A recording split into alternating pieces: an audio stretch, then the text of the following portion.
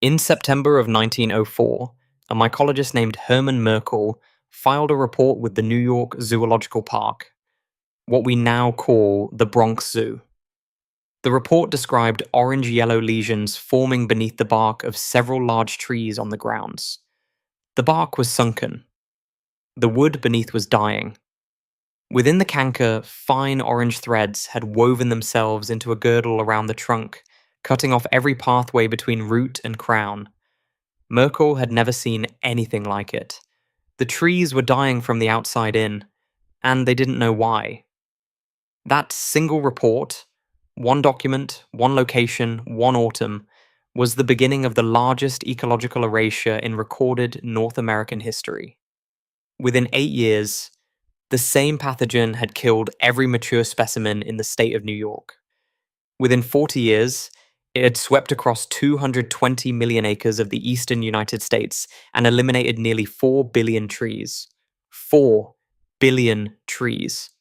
But here is the part that gets ignored. Those trees weren't ornamental. They weren't rare. They weren't remote. They were the backbone of the Eastern food system. And the people who lost them, the families, the communities, the generations who had organized their survival around them, were never compensated, never redirected, never told what had just been taken from them. The question isn't just, how did 4 billion trees disappear in 40 years? The question is, what were those trees actually doing? And why does no living person remember? Stay with me. What you're about to hear could change how you understand survival. Consider what we call food security. Today, it means supply chains, distribution networks, refrigerated logistics, seed contracts, agricultural subsidies, a system of extraordinary complexity running on cheap energy optimized for normal conditions. When those conditions hold, it works. When they break, drought, inflation, war, fuel disruption, the system reveals what it was never designed to handle: sustained scarcity. Modern emergency preparation follows the same logic as the system it's meant to replace. Buy more, store more, stockpile the same foods the supply chain delivers. It prepares you for a shorter version of what you already depend on.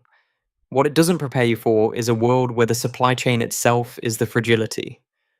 Before 1904, there was a different architecture. Not a backup, not a supplement, a primary system. One that required no purchase, no annual replanting, no storage after harvest, no fuel for refrigeration, no irrigation infrastructure. It produced, by documented estimate, 20 million pounds of food per year in the eastern United States alone. It fed humans directly. It fed livestock. It sustained wildlife populations that fed humans a second time. And when autumn arrived, in many valleys and mountain ranges, the forest floor was literally covered with it. One letter preserved from an Irish settler in Appalachia describes a man falling waist deep into the autumn mast and needing to be pulled out by his companions. That is not a metaphor. That is a measurement. This was not a tree that people foraged around for supplemental calories.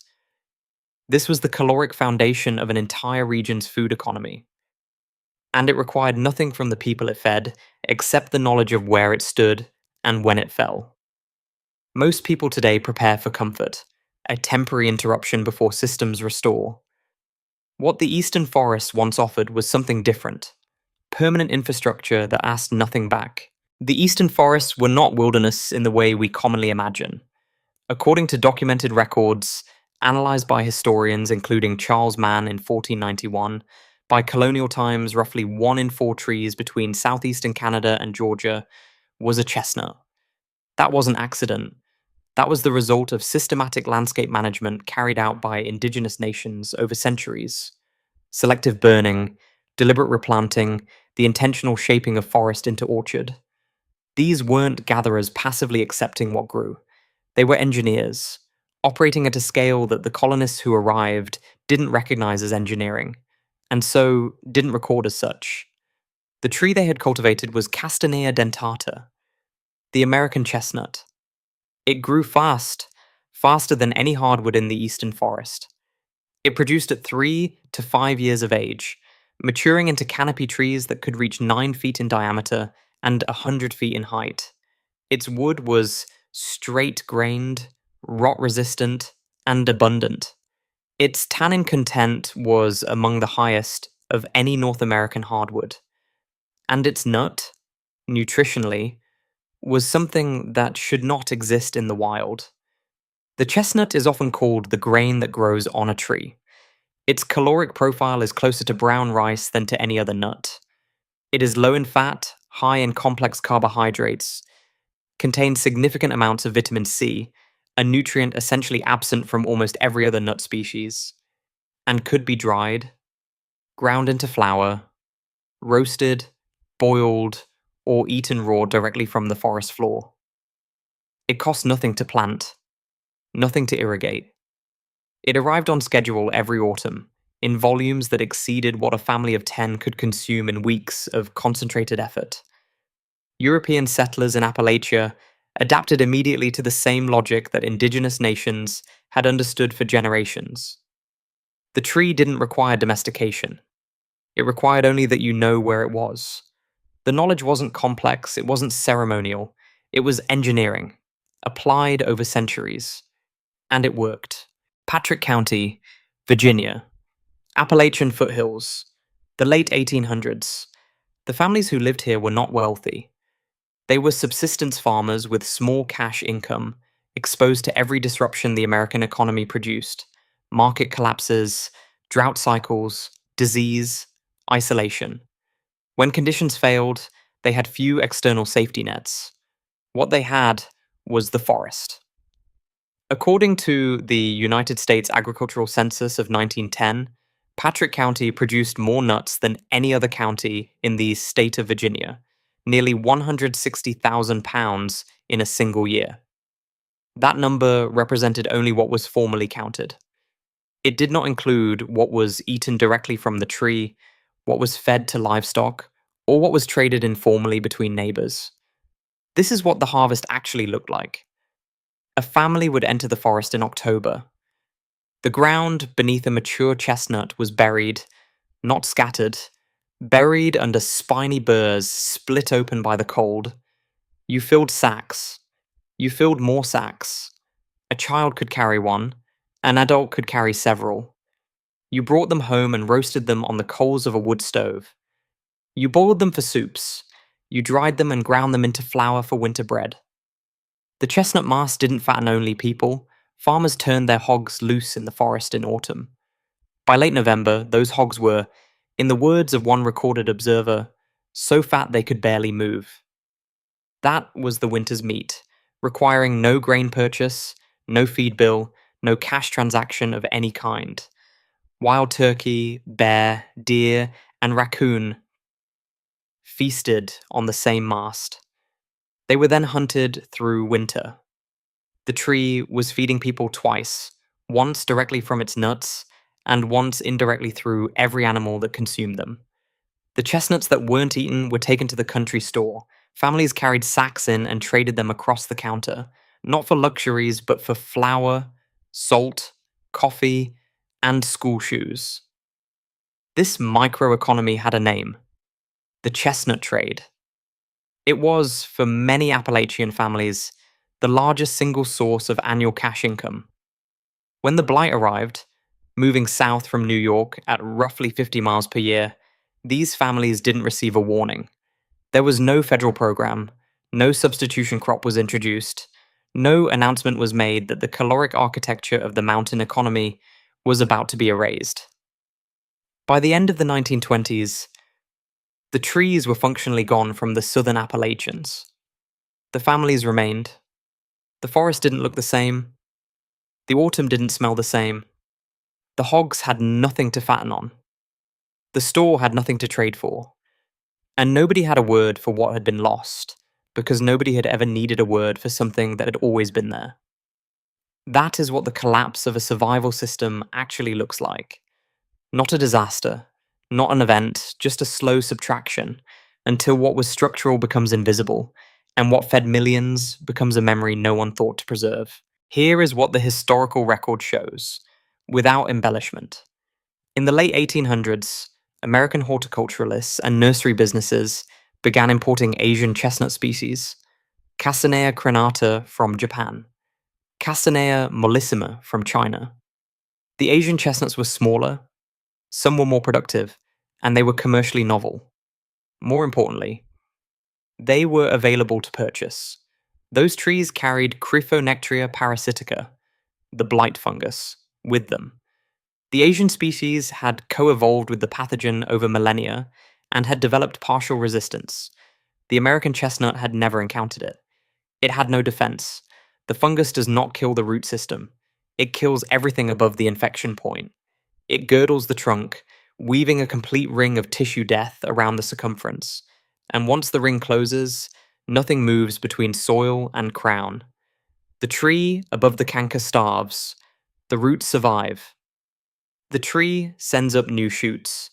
The shoots grow to 6, 10, 20 feet, and then the fungus finds them again. Every blight-infected American chestnut in existence today follows this cycle. Growth and reinfection, for over a century now. They are called ghost trees. They look alive. They are dying on schedule. This is the mechanism. Now consider the context. By 1909, 600 million board feet of chestnut lumber were being extracted from eastern forests annually. The same tannin content that made chestnut leaves nutritious made the bark invaluable for leather tanning. At least 9 tanning plants in Virginia alone depended on chestnut bark as their primary raw material. Railroad companies consumed chestnut ties in the hundreds of thousands of acres per year. The same industrial trade network that was extracting maximum economic value from the chestnut was also the network that had introduced the organism that would kill it. The same ships that carried imported nursery stock from Asia carried, invisibly, the pathogen that would sweep 220 million acres. There was no conspiracy. There was no deliberate suppression. There was a system optimized for extraction and scale, moving faster than it could observe its own consequences. And a tree so abundant, so reliable, so woven into the fabric of survival that no one had thought to study how it might be lost until it was already dying. The blight spread. The timber companies moved to other species. The tanning industry found synthetic alternatives. The railroad continued on treated pine. Commerce adapted. The communities that had depended not on the commercial value of the chestnut, but on its food value, the families gathering sacks in October, had nothing to adapt to. The system didn't fail them. The system simply moved on. And they were not part of the system's calculation. The science came late, but it came. The American Chestnut Foundation was established in 1983 to begin a systematic backcross breeding program, crossing American chestnuts with blight-resistant Chinese chestnuts, then breeding the offspring back toward the American parent across multiple generations, attempting to produce a tree that was genetically American in nearly every respect, but carried the Chinese blight resistance. That work has been ongoing for 4 decades.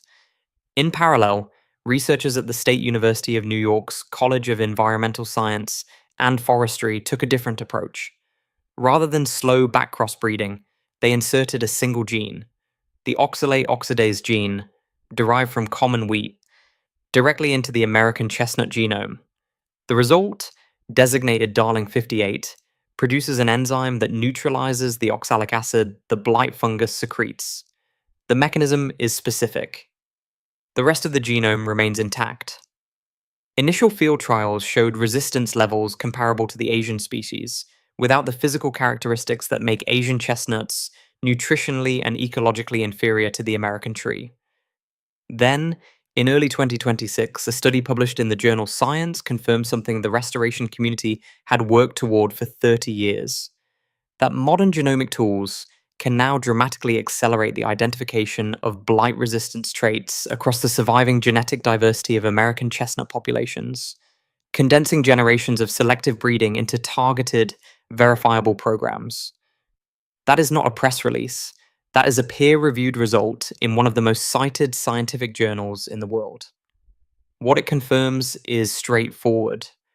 The nutritional profile was always real. The resilience was always real. The caloric output per acre was always real.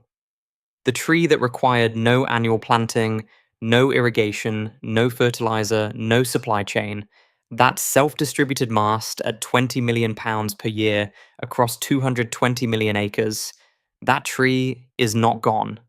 It is in production. Slowly, methodically, with the precision that the original loss never received. Science didn't discover the chestnut. Science caught up to what millions of people already knew. There is a word used in restoration ecology, ecological debt. It refers to the accumulated cost of removing a keystone species, not just the tree itself, but every species it fed, every soil process it supported, every family it sustained, every generation that organized its winter around its reliability. The American chestnut was not simply food. It was infrastructure that nobody built, which meant nobody tracked its depreciation, and nobody noticed its removal from the balance sheet until the balance had already changed. We are in a period when the fragility of optimized systems is becoming measurable rather than theoretical. Energy costs fluctuate without warning. Supply chains that were called resilient prove brittle under novel conditions. The calories that reach most American households this week traveled an average of 1,500 miles to do so, through refrigeration, fuel, and logistics that assume the uninterrupted cooperation of dozens of independent systems. The chestnut did not require cooperation. It did not require optimization. It did not require expertise to harvest or a cold chain to store. A child in 1890 could gather enough calories in a single afternoon to meaningfully supplement a family's winter diet. What that represents is not nostalgia. What that represents is the difference between a food system designed to run under ideal conditions and a food system that was never bothered by the absence of them. Endurance beats optimization. Every time. Over long enough timescales, it is not even close. The trees that once covered a quarter of the eastern canopy are still here, underground. Root systems that have been sending up shoots for 120 years, reaching toward a canopy they never quite reclaim, waiting with what can only be described as geological patience for the conditions that will allow them to stand again. That is not metaphor. The roots are documented. The sprouts are mapped. The genome has been sequenced. The knowledge of what this tree was, what it fed, what it built, what it represented to every family who gathered beneath it in October, that knowledge was recorded. In census data, in letters, in oral histories, in patent records, in regional newspapers that nobody digitized, in the memory of the last people who remembered what autumn once smelled like, in a functioning Appalachian forest. That knowledge was not destroyed. It was set aside. In September of 1904, a mycologist filed a report in the Bronx. He didn't know what he had found. Nobody did. But someone noticed. Someone wrote it down. And what was written down can be read again. If remembering what was forgotten matters to you, subscribe to Roots of Survival. Every share helps keep this knowledge alive.